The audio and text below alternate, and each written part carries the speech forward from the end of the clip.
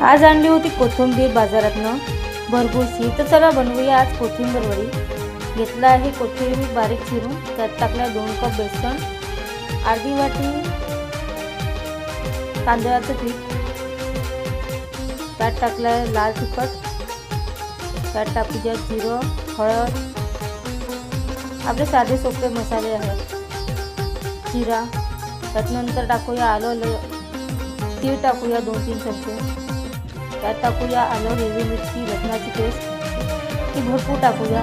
तिखट आणि खमंग कुरकुरीत अशी कोथिंबीर वडी कोणाला नाही आवडत। मीठ टाकूया स्वादानुसार, त्याच्यात टाकूया तेल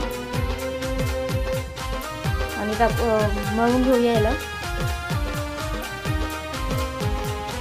मस्त गोळे बनवून आणि वाफवून घेऊया 10 ते 15 मिनिटं।